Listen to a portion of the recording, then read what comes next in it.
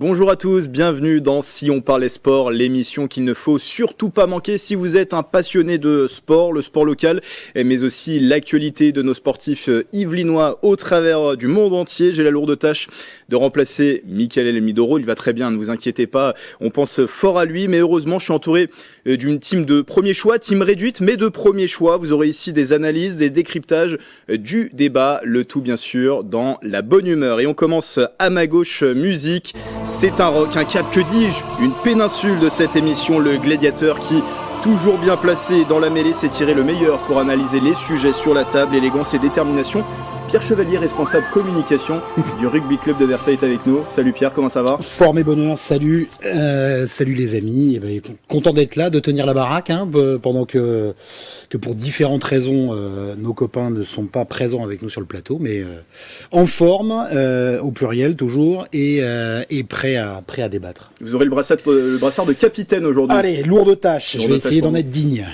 On passe de l'autre côté, musique. Il est de retour sur TV 78, non pas pour vous jouer un mauvais tour, mais pour clamer son amour du sport. C'est aussi un amoureux, vous l'entendez avec ce haka, de la Nouvelle-Zélande. Il s'agit de sa deuxième sélection seulement dans cette émission, mais désormais il a l'expérience d'une Coupe du Monde de rugby suivie de près pour placer de belles analyses, et de l'expérience il lui en faudra pour prendre la suite de l'envolée, puisque vous aurez aussi la lourde tâche de me succéder à l'envolée tout à l'heure, Nicolas Dandry de la rédaction TV 78, mais pas que, qui est avec nous. Bonjour Nicolas, comment ça va ? Bonsoir Grégory, ça va très bien. Bonsoir Pierre, bonne année à vous. Merci. Bonne année lourde tâche de me remplacer à l'envolée.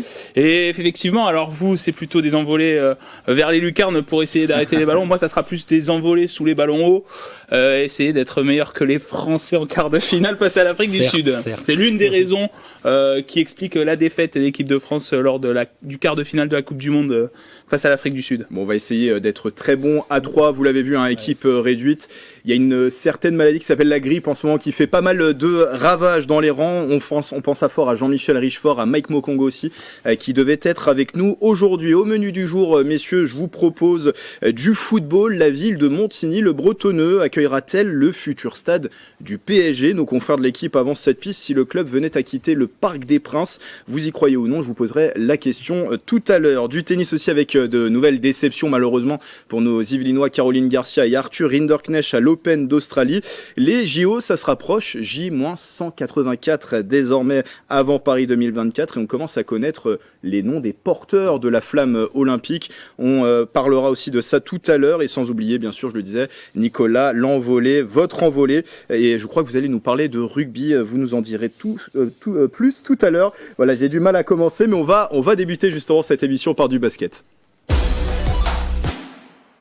Qui n'a jamais rêvé de défier son meilleur copain dans l'une des plus prestigieuses compétitions du monde ? C'est ce qui est arrivé le 20 janvier dernier à l'Yvelinois Victor Wembanyama et à son ami Bilal Koulibaly, les deux pépites du basket français qui se sont côtoyés au Metz 92 de Boulogne-le-Valois la saison passée, se sont retrouvés en NBA. D'un côté, les Wizards de Washington de Koulibaly et de l'autre, les Spurs de San Antonio de Wemby. Ça restera presque anecdotique, peut-être pas pour San Antonio, mais les Spurs l'ont emporté 131-127 sur le parquet des Wizards. C'était vraiment un rêve, un moment de joie pure. On était juste fiers, c'est notre rêve là, de se retrouver sur le terrain, l'un en face de l'autre, a déclaré Bilal Koulibaly. Alors c'est une belle image pour nous, de magnifiques souvenirs qui resteront gravés dans leur mémoire. Tout simplement, votre avis, Pierre, sur ces retrouvailles ? Moi, je trouve assez génial qu'on puisse en fait avec eux franchir l'Atlantique et que ce soit des Français qui, toute proportion gardée, font l'actualité en NBA. On a là deux copains qui devaient déjà avoir plein de rêves quand ils étaient encore plus jeunes sur les playgrounds des Hauts-de-Seine notamment, et puis après se retrouver chez les Mets. Et là c'est quand même c'est le Graal des basketteurs mondiaux. Ils sont jeunes, ils sont plein d'avenir. Wemby, on en parle suffisamment souvent ici pour le confirmer et puis pour attendre encore toujours plus de ce Golgoth, de cette comète, enfin non, même pas une comète là, de cette star en devenir. Et c'est super attachant de voir ces deux-là qui commencent à réussir et qui commencent vraiment une carrière assez dingue en NBA. Petite anecdote aussi, vous l'avez rappelé, mais ça n'en est pas une. Les victoires des Spurs sont suffisamment rares cette saison pour pouvoir s'en satisfaire. Donc là, au moins, c'est bien, ils ont un petit peu rallumé le compteur. Votre avis, Nicolas, on a vu sur les images, peut-être qu'on va pouvoir les revoir. Il y a une différence de taille entre les deux. Ouais. Grand talent chez les deux, mais 21 cm quand même qu'il est. C'est ça. Bon, il faut pas le même poste. Ça, c'est pas un secret. C'est pas le même poste. C'est pas les mêmes fonctions sur le terrain de basket. Mais ce qui est énorme dans ces images-là, c'est que le sport, c'est aussi des amitiés. C'est deux joueurs qui ont grandi ensemble, qui ont évolué ensemble en France, qui se retrouvent aux États-Unis. Voilà, moi, ça me fait penser. Enfin, je vais aller sur le ballon ovale, mais ça me fait penser aux amitiés qu'on peut voir dans le rugby, comme Antoine Dupont et Anthony Jelonche, qui évoluent au Stade Toulousain, qui jouent en équipe de France. C'est ça aussi le sport. D'ailleurs, on va voir sur les images, ils se sont côtoyés même dès 13 ans. Ils avaient remporté avec la sélection des Hauts-de-Seine un championnat de France et déjà ils terrassaient les adversaires à l'époque. On le voit sur ces images. C'est ça, c'est qu'en fait finalement ils se connaissent, ils évoluent ensemble et dans le sport on a plein d'exemples comme ça de joueurs qui sont formés ensemble, qui jouent dans les mêmes clubs, qui parfois deviennent adversaires, jouent l'un contre l'autre mais peuvent se retrouver aussi en sélection. C'est deux joueurs français qui vont sûrement jouer en équipe de France ensemble. Pour les Jeux Olympiques, on verra, mais en tout cas dans les prochaines années, ils évolueront sûrement ensemble en équipe de France. Voilà. Après, pour revenir sur l'actualité au niveau de la NBA, la situation des deux est similaire en NBA cette saison. Les Spurs sont derniers de la conférence Ouest. Les Wizards, Washington Wizards de Bilal Coulibaly sont avant-derniers.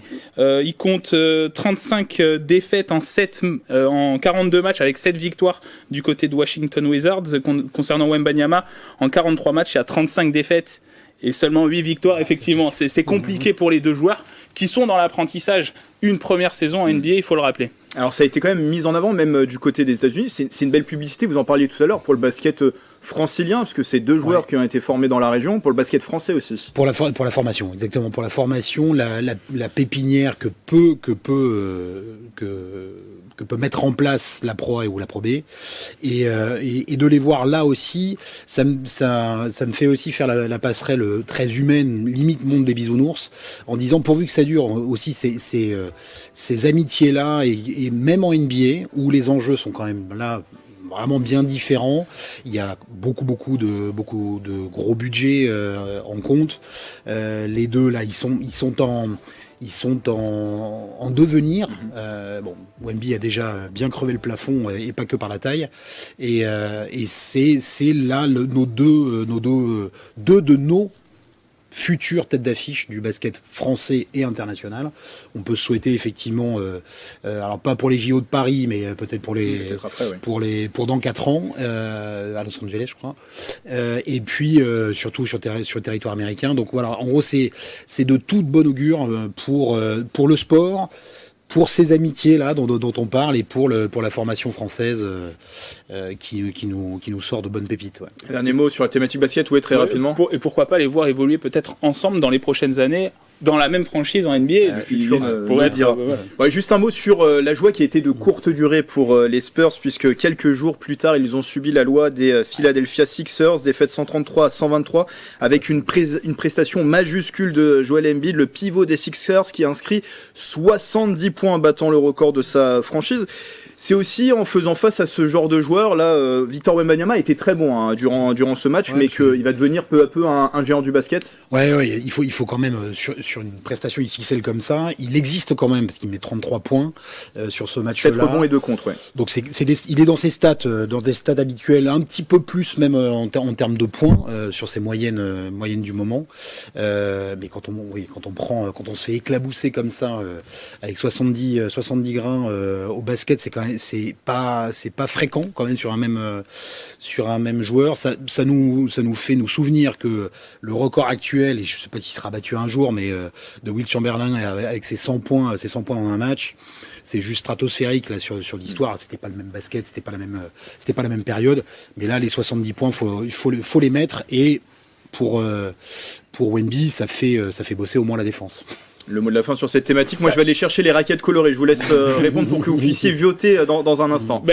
Ce qu'il faut noter, c'est que c'est dans ces matchs comme ça qu'on en apprend peut-être le plus, en fait. Ce Wembanyama, il est encore jeune, il vient d'arriver en NBA, et c'est dans des défaites comme ça que ça sert de leçon, qu'il peut apprendre de ses erreurs et savoir comment rebondir après ce genre de défaite. Même s'il y a de nombreuses défaites depuis le début de la saison, je pense que c'est une saison vraiment d'apprentissage, que ce soit pour Wembanyama ou Koulibaly, et c'est dans ces matchs-là où on se frotte au plus grand qu'on en apprend le plus. Voilà pour cette première thématique. Je vous donne vos 2 raquettes, messieurs, parce qu'il va falloir que vous votiez dans un instant, puisqu'on passe tout de suite à notre page débat. Et on va parler de cette grande information, cette information qui a même fait un grand bruit dans le monde local, même le monde français. Selon nos confrères du journal L'Équipe, la ville de Montigny-le-Bretonneux ferait partie des pistes privilégiées par le Paris Saint-Germain pour construire son futur stade. Le club de la capitale souhaite en premier lieu racheter le Parc des Princes, mais si les négociations avec la ville de Paris n'aboutissent pas, elles semblent aujourd'hui au point mort, eh bien les dirigeants qataris travailleraient sur un possible déménagement. Le terrain en question est situé à proximité directe du Vélodrome national de Saint-Quentin-en-Yvelines, pas celui de Marseille, parce que je pense que ça plairait pas aux Parisiens. C'est à l'île de loisirs de Saint-Quentin-en-Yvelines, un site qui avait déjà été évoqué à l'époque pour la construction du centre d'entraînement du PSG, il y a quelques années, avant le choix de s'implanter à Poissy. L'endroit est assez vaste pour y implanter son stade de 60 000 places ultra moderne et aussi toute l'expérience commerciale voulue par le club autour de l'enceinte. La région Île-de-France, propriétaire de l'île de loisirs, aurait déjà donné son accord à l'agglomération de Saint-Quentin-en-Yvelines et à la ville de Montigny-le-Bretonneux pour mener directement des discussions avec les Parisiens. Et le maire de Montigny-le-Bretonneux, lui, est aussi très enthousiaste sur ce dossier. Regardez ce qu'il a dit dans un communiqué de presse. Ne boudons pas notre plaisir. Nous sommes évidemment favorables à discuter et travailler sur un projet ambitieux pour le territoire, les habitants et les fans. Cela fait maintenant plusieurs mois que ce dossier avance. Nous sommes dans un mercato avec différentes options. Nous devons donc être mesurés mais fiers de la valorisation de nos atouts dans ce dossier. Le futur stade du PSG à Montigny, messieurs, vous y croyez? Oui ou non, vous votez? Mitigé pour Pierre, pareil. Mitigé également tout dépend pour, du point de vue en fait sur lequel pour on Nicolas. se place. Bah écoutez, on va commencer avec vous, Nicolas.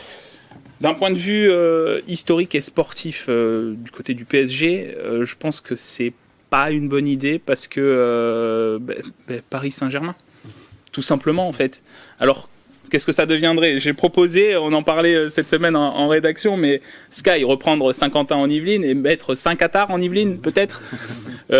Donc non, je pense que au niveau de l'histoire du club, ça n'a pas de cohérence et de pertinence. Et je pense même que les fans et même les ultras, les associations d'ultras du Paris Saint-Germain, ne sont pas favorables à cela parce que on quitte Paris en fait. Et le PSG a déjà aussi quitté Saint-Germain-en-Laye. Il y a l'identité exactement. Saint-Germain dans le nom Paris Saint-Germain. Voilà, Saint-Germain n'a plus de raison d'être puisque maintenant ils sont installés à Poissy. Je sais pas qu'est-ce qui reste du Paris Saint-Germain à Saint-Germain, peut-être l'équipe féminine qui a déménagé à Poissy aussi. Maintenant, il y avait les jeunes aussi, ils ont déménagé aussi à Poissy. Tout le monde est à Poissy. Le PSG n'est plus existant à Saint-Germain, ils sont à Poissy maintenant. Donc quitter Paris, ce serait invraisemblable. Ça serait la fin du nom, en tout cas Paris Saint-Germain. Par contre, et c'est là où je suis plutôt favorable, de l'autre côté, d'un point de vue du territoire de Saint-Quentin-en-Yvelines, d'un point de vue des Yvelines, c'est le Graal. Saint-Quentin-en-Yvelines qui accueille le stade du Paris Saint-Germain, le meilleur club actuel en France, le meilleur club de football, ce serait l'idéal et ce serait encore un coup de projecteur qui ferait suite aux Jeux Olympiques, puisque ce serait dans les années qui suivent les Jeux Olympiques de Paris. D'autant qu'on le voit à l'image, Pierre, le PSG est maintenant installé dans son nouveau campus de Poissy. On a une vingtaine de kilomètres de Saint-Quentin-en-Yvelines, voilà, à peu près. La solution n'est pas idéale. Vous étiez aussi mitigé sur la question d'avoir un stade à proximité finalement de son centre d'entraînement. Oui, il y a deux réflexions et deux axes. Le premier, c'est vraiment du marketing pur, et le deuxième, c'est presque, je dirais, administratif et juridique. Sur le marketing, Nicolas l'a rappelé, on passerait du PSG au MLBP, Montigny-le-Bretonneux, Poissy, si on reprend en gros la genèse de la marque PSG. Alors il faudrait pour ça, puisque maintenant c'est réellement une marque mondialement connue, alors évidemment pas non seulement en France mais partout dans le monde. Donc il faudrait garder cette identité-là, mais avec maintenant avec des géolocalisations un peu différentes. Sportivement, si pour faire la passerelle, effectivement, ça serait un confort de plus pour l'ensemble des catégories du PSG, donc pas que pour les garçons, mais et les filles professionnelles, mais en gros toutes les catégories formées au PSG. Il y a du sens, effectivement, il y a du sens puisque il y a quand même une histoire au-delà de Paris, il y a une histoire dans les Yvelines avec Saint-Germain d'abord et puis maintenant Poissy. Et qui sait peut-être Montigny-le-Bretonneux, mais on est plus, pour basculer sur la partie administrative et juridique, sur un coup de pression. Je pense que là, la direction Qatari et Nasser font des effets d'annonce, à mon sens, pour mettre la pression sur la mairie de Paris. Parce que si là on remet le coup de projecteur sur Paris, au-delà du Parc des Princes, Paris, etc., et l'histoire même du PSG, que ferait la ville de Paris du Parc des Princes si le PSG déménageait? On a, en plus, en son temps, il y aurait pu avoir une réflexion avec le Stade Français Paris côté rugby, mais maintenant on a un stade qui est à 10 mètres. Jean Bouin est un joli écrin de rugby maintenant et qui fonctionne aussi avec d'autres activités, et notamment celle d'accueillir pour l'instant le FC Versailles en football.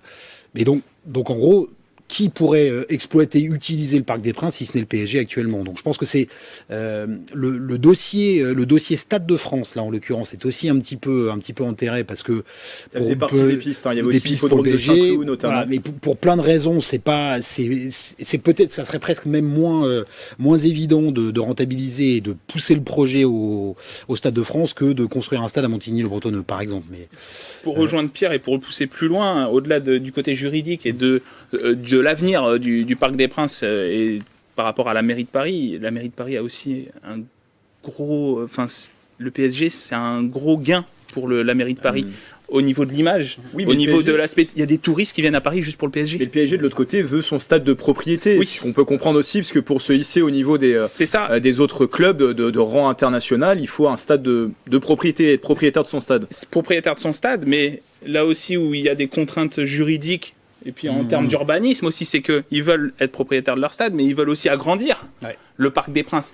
Et développer toute une expérience commerciale. Parce que comme Pierre l'a dit, le stade Jean Bouin est à 10 mètres. Comment agrandir le Parc des Princes et faire des travaux, réaliser des travaux au Parc des Princes aujourd'hui par rapport à la situation. Et avec le périphérique en dessous. Et avec le périphérique en dessous.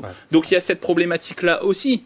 Après, je pense que le PSG va trouver une solution s'il y a des travaux qui sont engagés au Parc des Princes pour aller jouer peut-être au stade de Charletti, je sais pas. Mais voilà, la mairie de Paris a quand même un intérêt économique et d'attractivité parce qu'il y a des touristes aujourd'hui qui viennent du monde entier et qui viennent notamment pour le Paris Saint-Germain. Niveau transport, si on regarde les infrastructures, alors sans bouchon, Montigny et Paris, on peut rejoindre en une vingtaine de minutes. À proximité, il y a l'A12 et l'A13. La commune est desservie aussi par plusieurs lignes de transport en commun, le RERC, les lignes N et U du Transilien. La ligne 18 passera non loin de là à l'horizon 2030. Est-ce que les infrastructures sont suffisantes pour vous ? Dans le cas, alors voilà, on est vraiment dans l'hypothèse, si jamais le stade se construit là, pour accueillir le flot de supporters. Suffisante, sans doute, et on verra d'ailleurs sur un premier test grandeur nature, grandeur mondiale pendant les JO notamment, sur toutes les épreuves olympiques qui sont organisées dans les Yvelines, mais rien à voir par rapport au confort et à la praticité du Parc des Princes pour Paris, pour les supporters parisiens. À part on va dire la capacité de parking, on va dire pour ceux qui viendraient en voiture, mais en métro, bus entre autres et les RER qui arrivent vraiment pas loin, le Parc des Princes concentre tous les avantages en l'occurrence là-dessus. Parce que l'aspect environnemental aussi à prendre en compte, on est dans une zone Natura 2000 qui est protégée, il y a plusieurs espèces d'oiseaux qui sont à proximité à l'île de loisirs. On se souvient à l'époque de la recherche du nouveau centre d'entraînement, notamment à Thiverval-Grignon, qui était un autre site, il y avait une levée de bouclier au niveau de l'environnement. Là, c'est un aspect aussi à prendre en compte pour une île de loisirs. C'est un aspect à prendre en compte. Après, le feu vert sera donné par la région Île-de-France, puisque le conseil départemental des Yvelines et Saint-Quentin-en-Yvelines, qui étaient engagés dans le syndicat de gestion de l'île de loisirs, eh bien, se sont désengagés. Maintenant, c'est la région qui prend le lead et qui est propriétaire et seul propriétaire et seul gestionnaire de l'île de loisirs. Donc, la région a laissé à Saint-Quentin-en-Yvelines engager les discussions avec le club directement. Donc la région n'est pas intermédiaire, mais en revanche, le dernier mot sera donné par la région Île-de-France. Ça concernant l'aspect juridique, disons, de l'île de loisirs. Mais sur les transports, après, il faut regarder ce qui se fait en Europe. En Angleterre, à Londres, vous n'avez pas un... Allez, Stamford Bridge, peut-être, le stade de Chelsea. C'est le seul stade qui est vraiment presque en cœur de ville. Sinon, le reste des stadiums, le stade de West Ham, c'est le stade olympique de Londres, et bien c'est à l'extérieur de la ville. Et tous les stades sont à l'extérieur. Twickenham, le stade de rugby est à l'extérieur de la ville. Donc, 20 minutes pour aller jusqu'au stade du PSG, ce serait pas choquant si on regarde ce qui se fait en Europe. Et on peut mettre une petite pièce que c'est finalement peut-être ce coup de bluff aura peut-être réussi à faire avancer le dossier qui est là figé depuis quelques semaines, quelques mois, et de remettre la ville de Paris et le PSG autour de la table, et a priori de trouver une solution sur le Parc des Princes. A priori, c'est ce qui se ferait. Donc pour vous, le PSG va rester au Parc des Princes. Moi, je pense que oui, que c'est un coup de pression, un coup de bluff gagnant, et qui permettra au PSG de rester au Parc. Ça, c'est d'ordre politique. Hein. Oui, en plus, je le disais, un stade du PSG à côté d'un vélodrome. Je ne sais pas si ça passerait auprès des supporters. Vous nous avez donné aussi vos suggestions sur pourquoi pas un nom qui pourrait être le nouveau du Paris Saint-Germain. On verra. Et vous 5 Qatar en Yvelines. 5 Qatar en Yvelines. On va bien sûr suivre ce dossier Saint-Germain. avec attention, qui reste aujourd'hui encore hypothétique. Alors on va continuer, messieurs, cette page débat avec du tennis. La saison a redémarré avec l'Open d'Australie où 2 de nos Yvelinois étaient en lice. Malheureusement pour eux et pour nous, l'aventure s'est très vite arrêtée. Le premier tour s'était pourtant bien déroulé, bien passé pour Caroline Garcia. On va voir ses résultats. La native de Saint-Germain-en-Laye avait battu la japonaise Naomi Osaka, double vainqueur du tournoi du Grand Chelem et qui était de retour sur les cours après 15 mois d'absence. Succès en 2-7, 6-4, 7-6.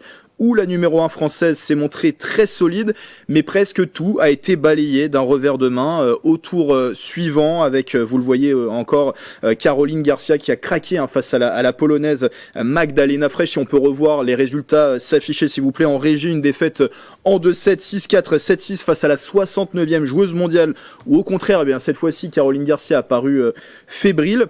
De l'autre côté, dans le tableau masculin, autre désillusion, autre défaite pour le tennis français, le tennis yvelinois, Arthur Hinderknecht qui a été sorti dès le premier tour. Le Saint-Germanois qui est 94e au classement ATP a été défait par le 64e joueur mondial, le russe Pavel Kotov. Le français a été combatif, mené 2-7-0. Il a sauvé une première balle de match avant de revenir à hauteur de son adversaire dans la rencontre. Il a finalement cédé dans le 5e set. Score final 7-5, 6-1, 6-7, 6-7.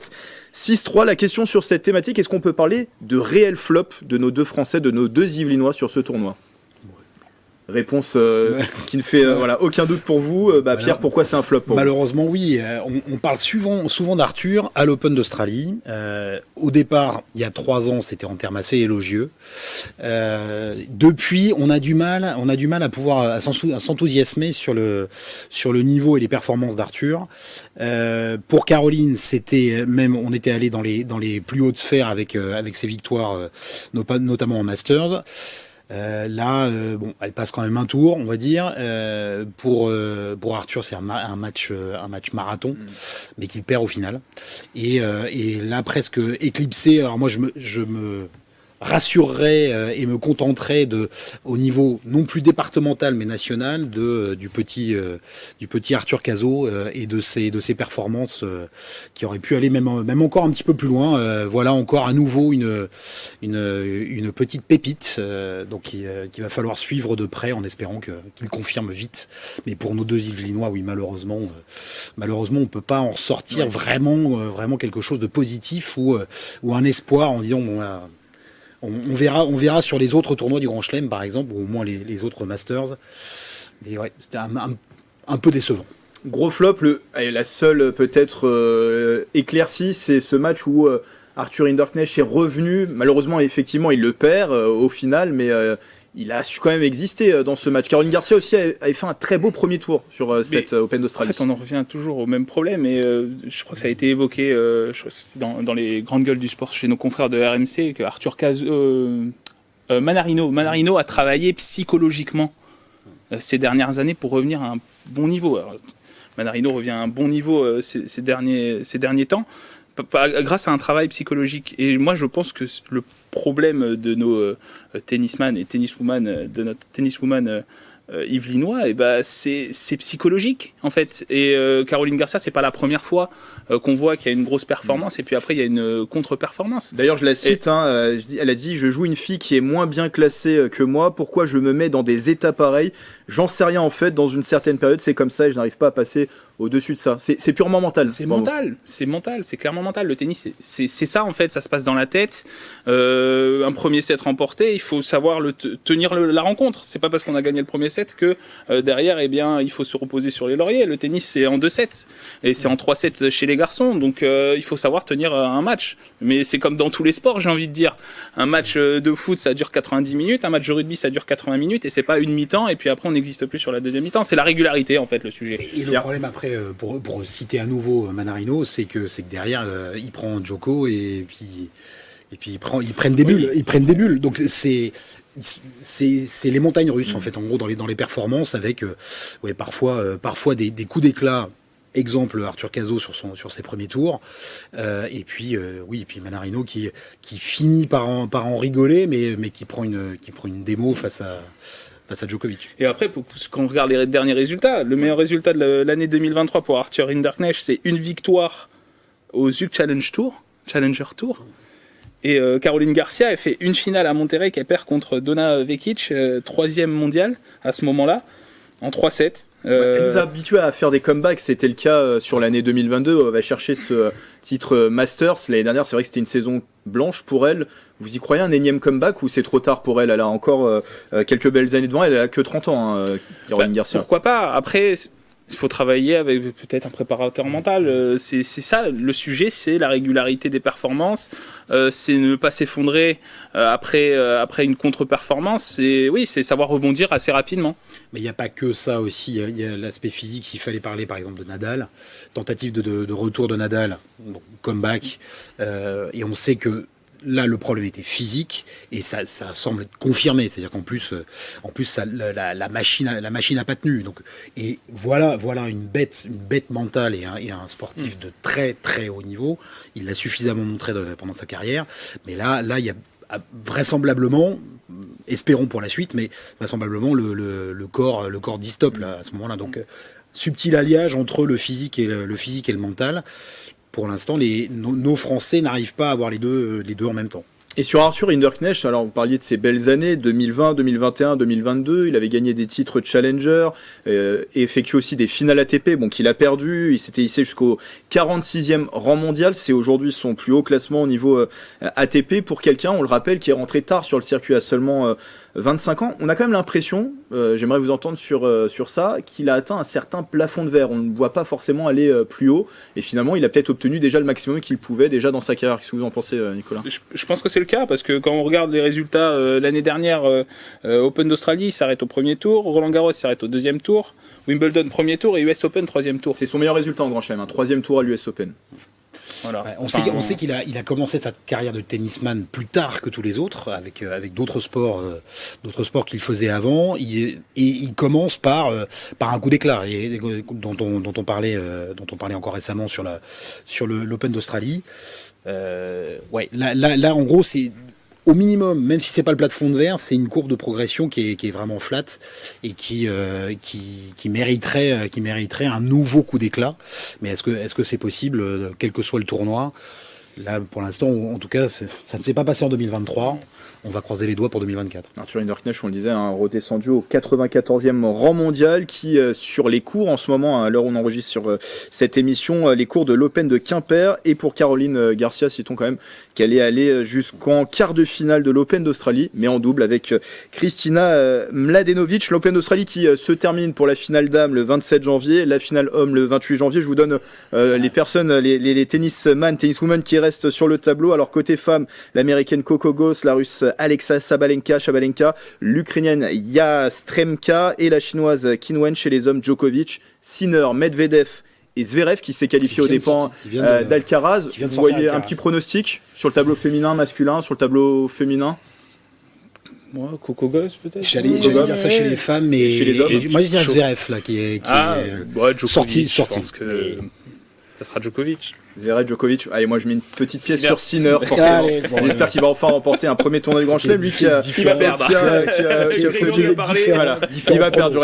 J'aurais pas dû mettre ma pièce sur lui qui enchaîne quand même quelques bons résultats dernièrement sur le circuit mondial. Allez, on passe à la prochaine thématique. J-284 avant 184 même, j'ai rajouté une centaine avant les Jeux Olympiques de Paris 2024, une échéance attendue avec impatience avant même la cérémonie d'ouverture, on le rappelle, prévue le 26 juillet, et les épreuves qui auront lieu dans le département, les Yvelines vont accueillir le 23 juillet le relais de la flamme olympique. Elle traversera 8 villes, cette flamme olympique: Versailles, Poissy, Saint-Germain-en-Laye, Les Mureaux, Guyancourt, Rambouillet, Mantes-la-Ville et Saint-Rémy-les-Chevreuses, et il y aura en tout plus de 100 éclaireurs dans les Yvelines. C'est le nom qu'on donne aux porteurs de la flamme olympique. On connaît désormais l'identité des premiers porteurs de la flamme, car 6 ont été choisis par le département des Yvelines. Alors vous allez voir leurs visages s'afficher, ils sont pas forcément connus du grand public, mais on va les présenter. Roger Giquel, peut-être le plus connu, 92 ans, porteur de la flamme olympique aux Jeux de Grenoble. C'était les Jeux d'hiver en 1968, figure associative et de l'athlétisme à Saint-Germain-en-Laye. La rambolitaine Manon Chanclu, 15 ans, qui est suivie par les services de l'aide sociale à l'enfance du département depuis 10 ans. Elle est judocate et elle est passionnée par les chevaux. Elle ambitionne de devenir pompier. Jonathan Lefebvre, 40 ans, agent de sensibilisation au handicap au sein de la commune des Mureaux. Il pratique le para-handball depuis ses 16 ans. Annick Vatrin, 93 ans, qui est impliquée depuis toujours dans la vie associative de Mantes-la-Ville. Elle a également pratiqué la danse jusqu'à ses 90 ans. Enfin, Clémence de Salverte, 20 ans, habitante de Saint-Rémy-les-Chevreuses, qui pratique de nombreux sports. Alors les critères de sélection pour le département des Yvelines, ce département a voulu récompenser l'investissement dans le monde associatif et sportif et promouvoir aussi les valeurs de citoyenneté et de courage. Ces éclaireurs seront aux côtés de grands sportifs, de grandes personnalités. On ne connaît pas aujourd'hui leur nom, ça sera dévoilé d'ici le mois d'avril. Est-ce que vous validez tout simplement cette démarche du département? Un grand oui, ouais. Nicolas? Oui, c'est voilà comment faire participer les Françaises et les Français à cette année olympique, en fait, à inclure en fait les personnes, les habitants, les concitoyens dans cette grande fête que seront les Jeux olympiques et paralympiques. Voilà, ce qui est bien, c'est qu'on voit que ce n'est pas l'État et le pouvoir central qui contrôle tout, mais il y a la décentralisation qui fonctionne dans cette attribution, et là c'est le conseil départemental des Yvelines qui choisit ses acteurs, parce que le conseil départemental est au plus proche des habitants, il connaît ceux qui s'engagent, il y a même des personnes qui bénéficient de dispositifs départementaux. Je pense à cette jeune Manon. Oui, Manon Chanclu qui est accompagnée par l'aide sociale à l'enfance. L'aide sociale à l'enfance, c'est un dispositif d'aide et d'accompagnement pour les enfants et les jeunes qui sont en difficulté. Voilà un bon exemple en fait du fonctionnement de la décentralisation à la française. Voilà. On est purement dans cet esprit de génération 2024, de donner aussi un certain héritage et de convier le plus grand nombre finalement pour ces Jeux Olympiques. On a suffisamment dit ici notamment que la perspective des JO à Paris manquait de cette vraie dimension populaire, avec le prix des places notamment et des packages qui étaient proposés, pour pouvoir se réjouir de cette vraie dimension humaine, sportive et populaire, avec vraiment l'ancrage local yvelinois, avec des vrais sportifs en gros, et de faire rentrer leur quotidien dans le trajet de la flamme à quelques jours de l'ouverture officielle des JO le 26. Choix dans la date, choix des candidates, choix des candidats. On est vraiment dans le port des Yvelines au plus haut point, et puis avec toutes les épreuves qui vont être organisées dans les Yvelines, on va passer là des bons moments populaires. Il y en aura d'autres qui seront réservés. J'en dis pas plus, qui sont réservés à ceux qui peuvent, mais au moins avec cela, on a l'image et le sport des Yvelines qui sont bien représentés. Nicolas, ce qui est fantastique, c'est aussi, vous avez donné les âges, c'est transgénérationnel en fait. On a une jeune fille de 15 ans, on a quelqu'un qui a 92 ans, 94 ans, Annick Vatrin 93 ans. Ouais. Voilà, c'est génial en fait de faire participer toutes les Françaises et tous les Français à ce moment en fait, à ce moment de fête, à la gloire du pays en fait. Juste pour cette information. Donc le département des Yvelines a nommé ses éclaireurs. La région Île-de-France aussi, on retrouve notamment l'arbitre féminine Stéphanie Frappard, qui n'arbitre pas que les sections féminines, mais bien sûr aussi en Ligue 1. Il y a aussi Frédéric Martz, juste pour citer, parce qu'on l'a déjà rencontré à TV78, elle s'occupe de l'association Women Safe, qui vient en aide aux femmes victimes de violences à Saint-Germain-en-Laye. Alors, je le disais tout à l'heure, le nom des personnalités et des sportifs est pour le moment tenu secret. Le comité d'organisation de Paris 2024 va dévoiler les noms d'ici le mois d'avril. Et qui vous rêvez de voir dans les Yvelines porter la flamme olympique? Quelques bruits de couloir ou avec quelques sportifs et sportives. On a déjà quelques noms qui sont sortis parce que juste elles ont fait fuiter ils ont fait fuiter le fait qu'ils aient été choisis. Et alors c'est qui? Vous pouvez le dire? Non, je vais leur laisser, je leur laisserai justement le bonheur de l'annoncer officiellement. Et après en rêve on en a quand même pas mal. Moi, des petits rugbyman nés ou formés dans les Yvelines et qui jouent maintenant ici ou ailleurs, ça serait peut-être pas mal. Hein. Bon, on en reparlera sur la page rugby, par exemple. Pourquoi pas Léo Barré? Voilà, exactement. Voilà, ou un Henri Chavancy, comme ça. Ça pourrait être pas mal. Au-delà des porteurs, moi, on en a parlé cette semaine en rédaction de Grégory. J'allais vous demander un pronostic. Je pense que je vois où vous voulez en venir. C'est surtout, moi, ce que je veux savoir aujourd'hui, mais ça sera vraiment au dernier moment, au moment où on verra la cérémonie, c'est celui qui va allumer la flamme. Et la vasque olympique. Et voilà, c'est. Zinedine Zidane, ce serait juste exceptionnel de le voir allumer la flamme, la vasque olympique lors de la cérémonie d'ouverture. Zidane, Marie-Josée Pérec, David Douillet, c'est les premiers noms qui circulent, mais voilà, le comité olympique garde pour le moment le secret. Et pour vous, est-ce que vous avez un pronostic? Est-ce que vous voyez un grand sportif, peut-être plus deux sportifs? Ceux que vous avez cités, pour la vasque, c'est presque de l'évidence. Dans ceux que vous avez cités, pronostic difficile à dire parce que c'est quand même un poste et une fonction qui est hautement symbolique. Donc des champions olympiques, on en a encore quand même pas mal. Je m'y risquerai pas là. N'empêche que Zinedine Zidane, ce serait un beau pied de nez aux Anglais, voilà, par rapport à 2012, puisqu'en 2012 c'est David Beckham qui avait allumé la vasque olympique. Donc ce serait logique, quoi. Et pour vous, ça représente quoi? Ce sera la dernière question sur cette thématique.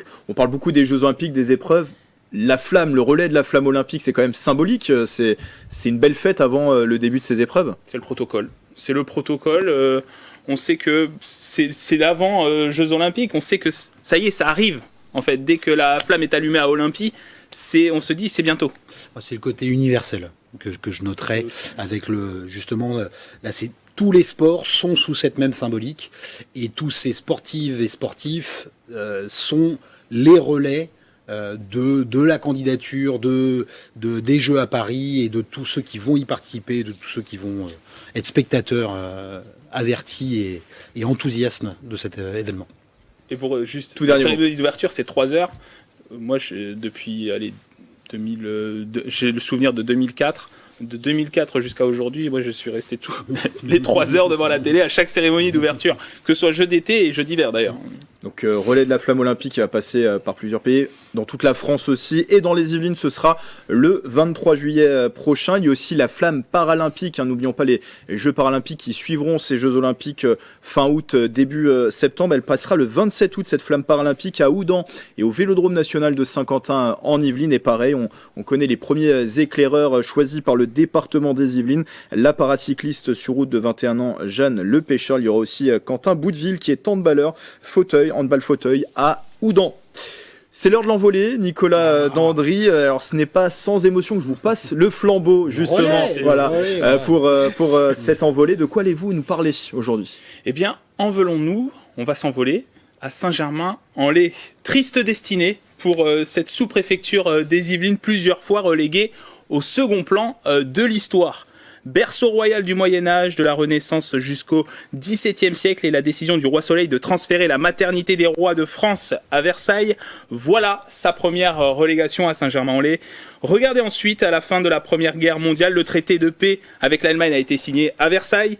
Et le traité de paix avec l'Autriche-Hongrie a été signé à Saint-Germain-en-Laye, encore une fois, relégué au second plan. Et encore aujourd'hui, le PSG a décidé de transférer son centre d'entraînement du camp des loges de Saint-Germain-en-Laye à Poissy. Pauvre Saint-Germain-en-Laye. Mais alors attention, aujourd'hui, solennellement, je vous le dis, on va remettre l'église au milieu du village.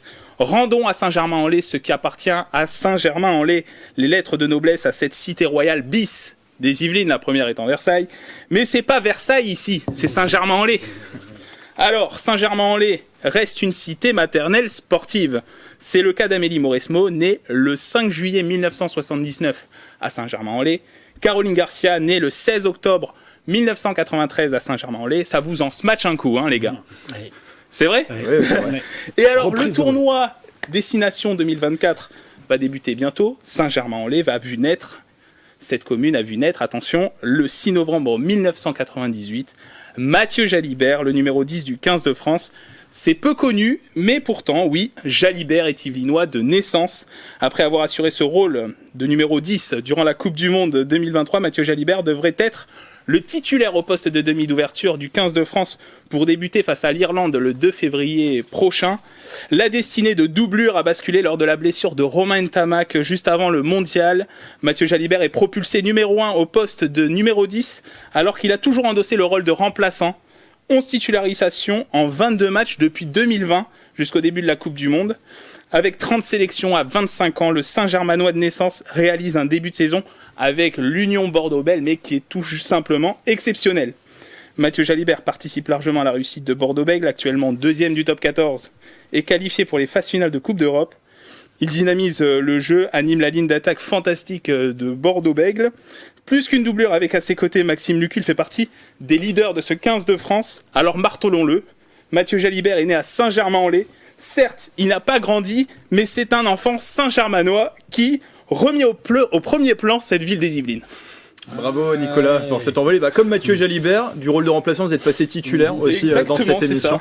Et merci pour cette envolée. Un petit avis Pierre. C'est très bien de remettre l'église au milieu du village avec encore une fois de nombreux atouts des Yvelines, de cette jolie ville. Effectivement, au départ ville au premier plan et puis qui par différents truchements après derrière de l'histoire est passé relégué au deuxième plan. Mais on voit qu'il y a quand même encore matière à en parler de cette jolie ville, ce joli château.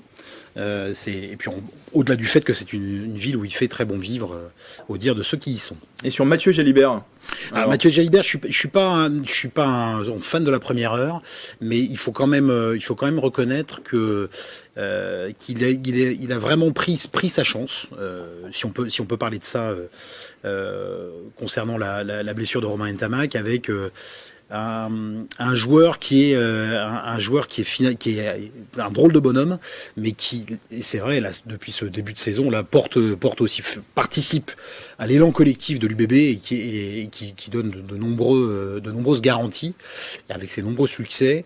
Et je pense que de toute façon, on va vivre un tournoi destination un petit peu particulier avec notre charnière fétiche en moins, avec un Romain Ntamak en 10 qui est convalescent, et puis un Antoine Dupont qui, lui, a fait le choix du rugby à 7 sur les Jeux Olympiques. Donc on va avoir un tournoi spécial.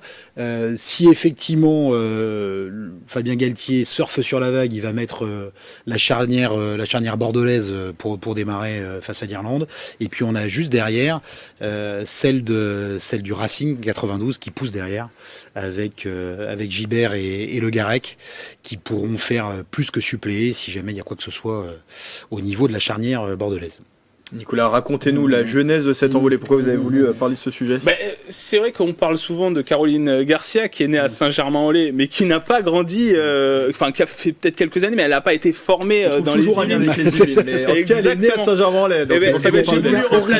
Justement, j'ai voulu replacer et dire que Mathieu Jalibert aussi était né à Saint-Germain-en-Laye, d'un père militaire qui a été ensuite muté en Nouvelle-Calédonie, et il a commencé le rugby à Nouméa avant de revenir en métropole, et il a été formé à Bordeaux, à l'Union Bordeaux-Bègles.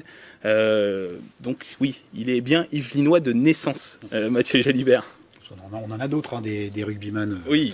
des rugbyman yvelinois, formés pour certains à Versailles, qui commencent à bien performer. Peut-être qu'on en dira un mot dans un instant. Et sur le tournoi destination, vous le voyez comment ? Bah écoutez, le tournoi destination, moi je l'ai vécu au plus près. Je l'ai vécu au plus près la Coupe du Monde.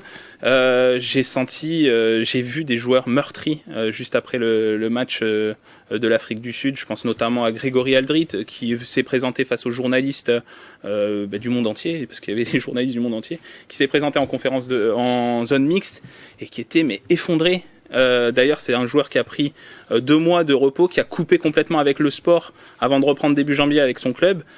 Écoutez, justement par rapport à ce côté meurtri, je pense que les joueurs vont être mobilisés. La grande majorité des 34 joueurs qui ont été convoqués actuellement à Marcoussis ont participé à la Coupe du Monde. Il y a un vent de jeunesse aussi insufflé par Fabien Galtier qui a aussi un nouveau staff. Donc oui, moi je vois les Français. De toute façon, le premier match sera déterminant, mais je vois bien les Français performer durant ce tournoi destination pour effacer justement ce qui s'est passé à la Coupe du Monde. Peut-être avec une petite surprise versaillaise ? Oui, de derrière les fagots, en fonction du. Là, ça serait aussi avec au gré des blessures ou des tests, mais effectivement, il se bruisse que notre petit protégé du Stade Français Paris, formé à Versailles, Léo Barret, serait pas très loin de rejoindre le staff de l'équipe de France. Vu le début de saison qu'il nous fait avec le Stade Français Paris, c'est pas étonnant du tout. Dans tous les cas, en termes de pronostic, on va être fixé dès le premier match, dès le France-Irlande du vendredi 2 février, on sera fixé. Méfions-nous quand même aussi des Anglais, qui quoi qu'on dise, est la meilleure équipe du tournoi destination, la meilleure équipe européenne en Coupe du Monde sur la récente. Ça peut faire mal de le dire, mais c'est un fait. Donc les Écossais aussi, attention aux Écossais. Bien sûr, avec nos amis écossais aussi, c'est les seuls qui ont pas de grand chelem depuis très très très longtemps, les Écossais. Et donc bon, pour le petit chauvinisme aussi de voir l'équipe de France conquérante, il y a beaucoup d'absents côté irlandais aussi. Il y a 4 ou 5 titulaires en puissance qui sont absents, notamment sur le premier match. Nous, on a quelques blessés aussi depuis et quelques absents, dont Antoine Dupont, absent de taille, mais on doit pouvoir tirer notre épingle du jeu. Aucune chance pour l'Italie, Nicolas. Alors ça, je sais pas, juste pour Gonzalo compléter. Quesada qui a pris les Exactement. rênes. Et puis il y a Ange Capozzo aussi, la star italienne. Juste pour compléter les propos de Pierre Chevalier à propos de Léo Barret, c'est une information dévoilée ce matin par Midi Olympique, repris notamment par Actu Rugby.